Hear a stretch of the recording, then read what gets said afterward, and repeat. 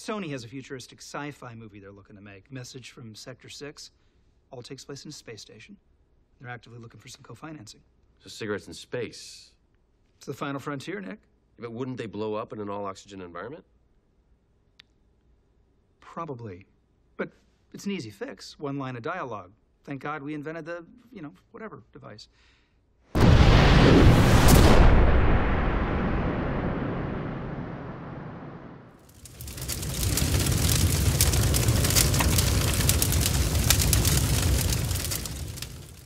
Your life is like a movie. Visualization is a popular tool of conscious creators because we understand the power of the mind. Your dominant thoughts and imaginings materialize into hardened fact when you persist in living your mental movie. But what do you do when the scenes of your current circumstances don't align with the movie of your desired life? Hey, I'm John Ray with Musing Wizard, and on this channel, we unpack what actually works when it comes to law of attraction, reality transurfing, spiritual alchemy, and the teachings of Neville Goddard. I've been exploring and putting these concepts into practice for over 20 years now, and we get to unpack these as a community and use these concepts together. So let's get back to this idea of visualization and this mental movie that we're projecting into the future. We've probably all experienced, that time when everything seems to be going really well, and then smack, out of nowhere, life happens, we're back to square one, and something just triggers us in a way that just drains us of all of our energy. When something unpleasant, or unwanted occurs, it pulls us out of our dream mental movie and drops us into a movie where we feel ill-equipped or fearful or even out of control. And these moments pop up really every day where, depending on how big or small they are, we get little pockets of it throughout the day, and they disrupt our conscious creation or our conscious awareness of what's happening and bring us back down to earth if we allow them to disrupt our flow and our connection to that larger spiritual sense of ourselves. So, let's say you have your morning routine down. That could be meditation, setting your intentions, journaling, exercise, any number of high vibration processes that you go through every single morning, And after all of those processes, it can still take nothing more than a difficult person at work, an unexpected expense, or just, good old fashioned low hum of anxiety to shake you out of your alignment. And in the blink of the eye, you go from the hero of your movie to the hunted. And, I guess the thing that I want to talk about in this video is that when you recognize that you're the co-creator of your life experience and not a hapless victim, you unlock the power to elevate out of being a character that is toyed with by circumstance, and you can become someone that's at cause over all of the situations in your life. You're in control. You're in the driver's seat. Time is a big reason that many creators get stuck in this loop of chaos. People feel like their desires are taking so long to materialize because they're caught in this kind of framework of linearity. And so then when you start to measure where you're at and recognize, ooh, I'm not there yet, all of a sudden you're skewing the feedback loop and you're starting to bring some of that anxiety into the loop, which then gets mirrored back to you.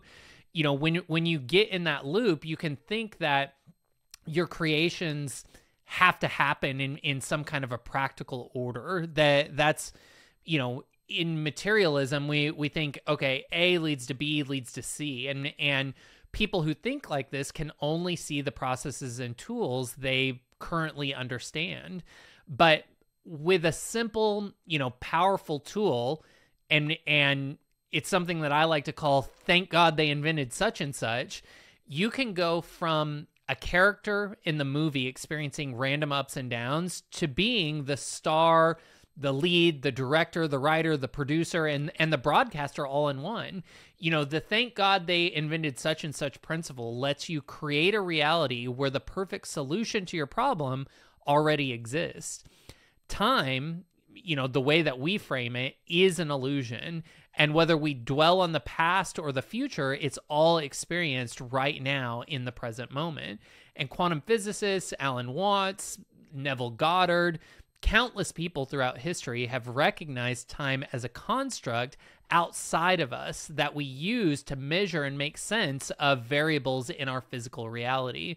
But since energy is neither created nor destroyed, and we live in a universe filled with ever-expanding life force, everything that can be created in physical reality already exists as vibrational potential.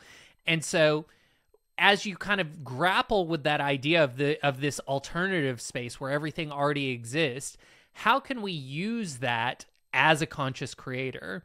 Well, it means that you can use any creation, of your mind to pull a future event, or to create a future happening.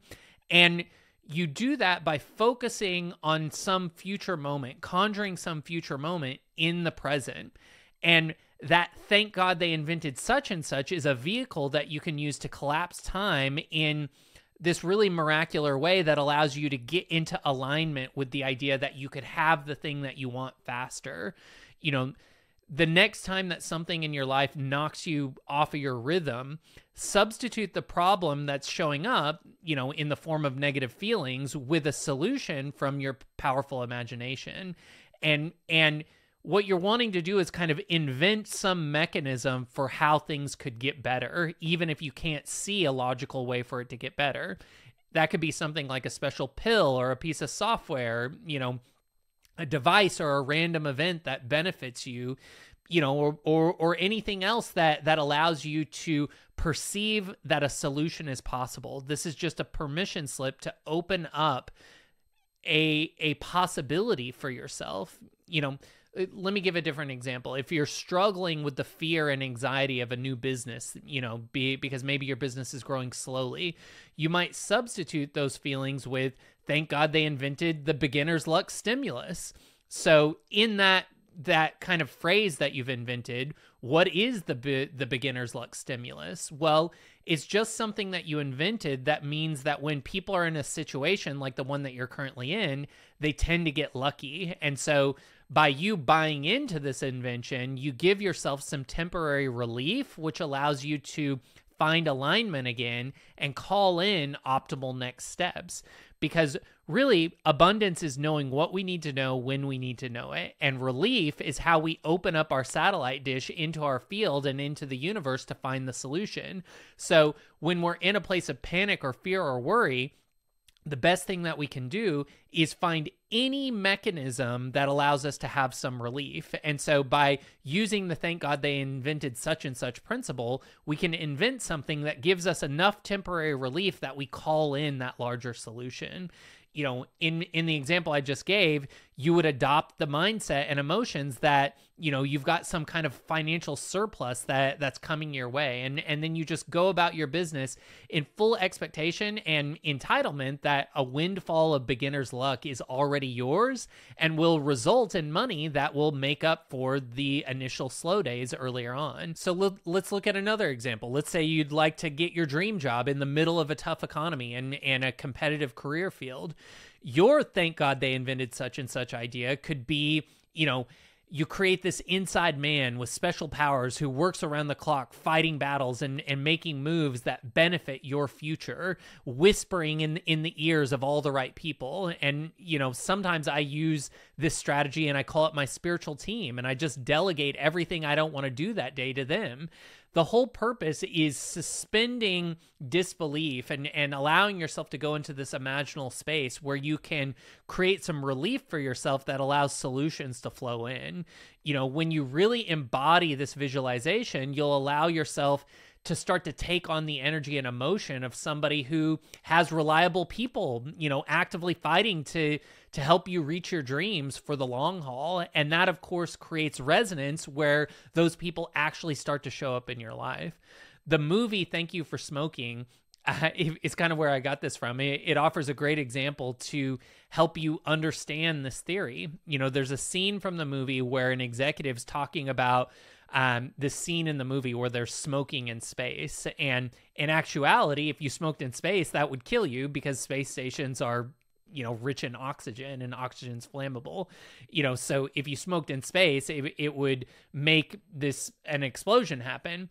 But in the movie, to keep the narrative in the movie and to be able to not have to reshoot it, the writers include an invention that allows people to smoke in space. And as conscious creators, you're in control to edit your story just like a screenwriter tweaking a movie script.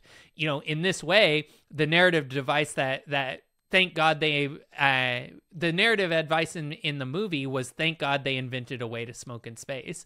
And so you can do this for anything in your life, to create and use whatever plot devices serve you is part of your personal power. That's part of your imagination, the empowerment that has from being able to visualize something, and staying open to the thank God they invented such and such principle is really a cheat code. And the they in that principle is reality, or other humans, or your spiritual team, or the algorithms of the world. Stepping outside of linear time through that imaginal act helps you transcend the current limitations with a solution that changes your vibration. And when you change your vibration, you change what you attract, and you start to create the reality and the solutions that you desire. If we look at reality transurfing, thoughts are material energy that build the world that we live in. And when you recognize that the spirit, this beingness that you are, tells the mind what to create, then you change the way that you see the world and can play a more active role in creating the things around you.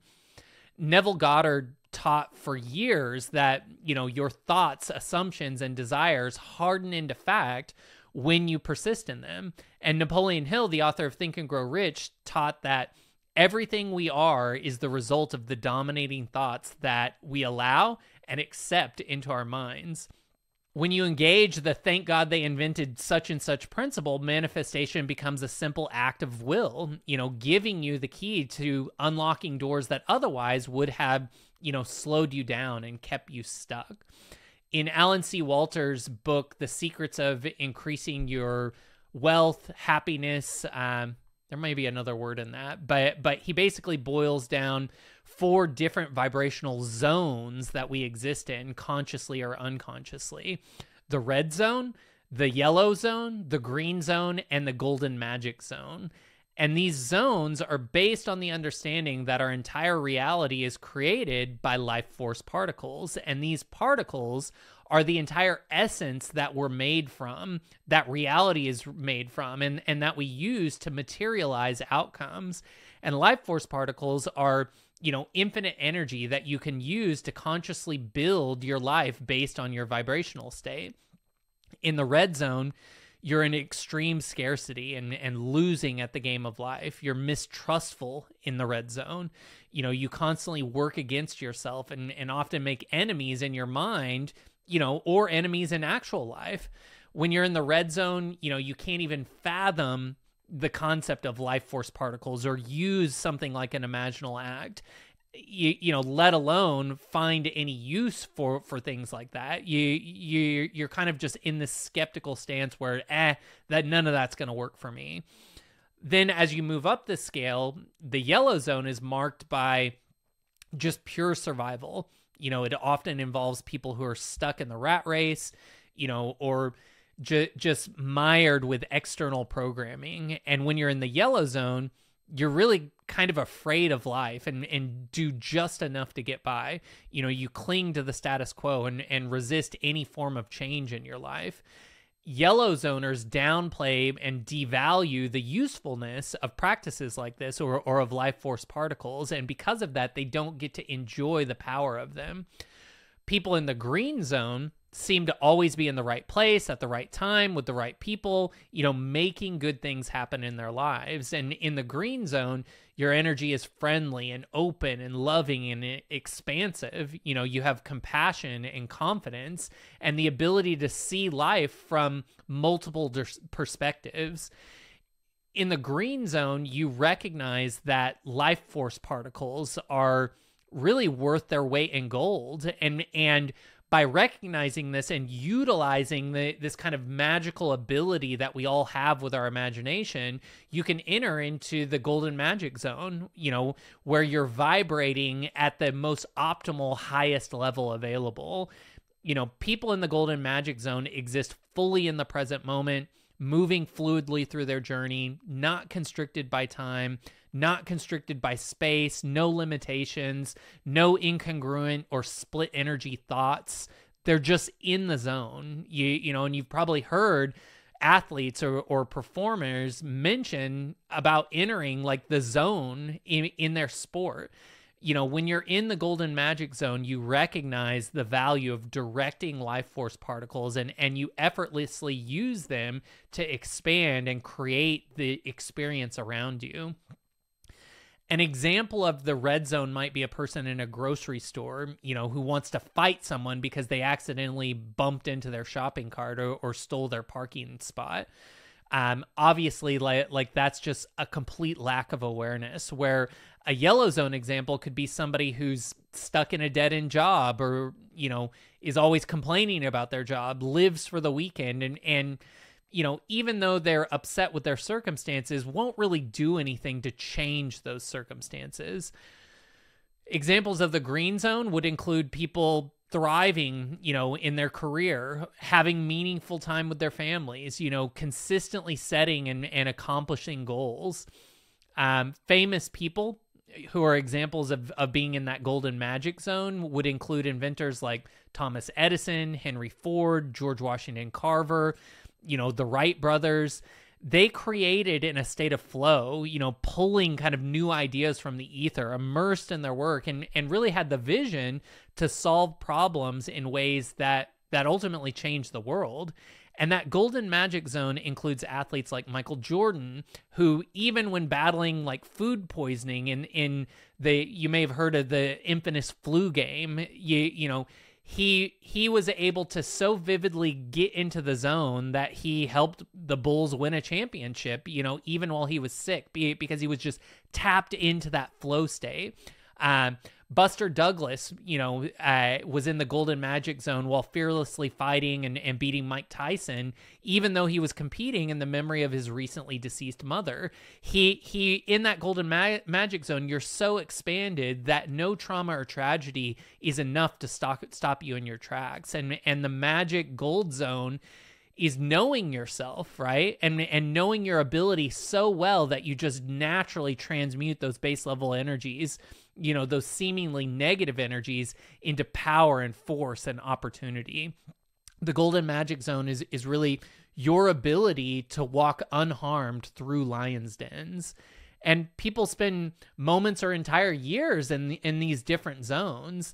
And the thank God they invented such and such principle helps you maintain and align with life force energy, because in that alignment, you allow yourself to have more control over your life force. You allow yourself to have the energy needed to ascend into the green and the gold magic zones. And you can do this by transmuting base level energy whenever you feel blocked or misdirected, by feeling through that, transmuting it into something that's a higher frequency, and then aligning with that higher frequency and calling in these more optimal states of being. Conscious creation really means continuous creation. Like you recognize that this is all your creation, and just like you shower every day, or there's always laundry to be done, you need to continue to use your conscious created tools to consistently rewrite the script, when you find yourself falling out of alignment at different times in your life. And it's a cheat code that collapses time and reinforces the mindset that everything is fixable, it's flexible, it's malleable. If you can really allow yourself to experience these imaginal acts, these thank God they invented such and such solutions, where you're calling in relief and alignment, never being too prideful, to use cheat codes like this, to be playful with these things, even if they feel silly at first. You want to try out new thoughts and learn new information. And when you do this, it activates your brain's prefrontal cortex. And the prefrontal cortex is the brain center responsible for higher cognition, decision making, and building the future, basically. The more that you activate this power with a permission slip, like thank God they invented such and such, the more that you end up programming your brain towards solutions and progression. And you'll also learn to relax and trust in the face of adversity.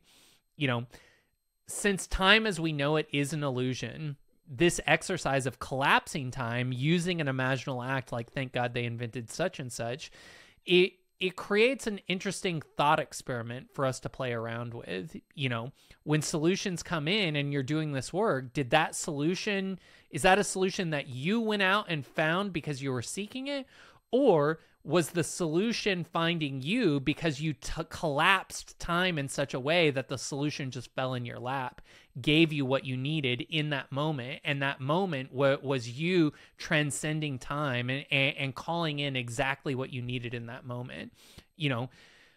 If you want to really get metaphysical with this, you could say, well, wait, did I just in my imaginal act invent a completely new world, a completely new timeline, a completely new history where the solution I needed was now available? It's really a pretty interesting chicken or egg question on, did you actually live your past experiences, or are you just inventing an entire memory in each moment? And if you are inventing a memory in each moment, can you invent the future as well? Every good movie starts with a good script. And as a co-creator in the universe, you're writing your destiny one thought at a time. Whether it's done consciously or unconsciously, you are the creator of your experience. You are the creator of how you choose to feel and how you choose to process your big feelings.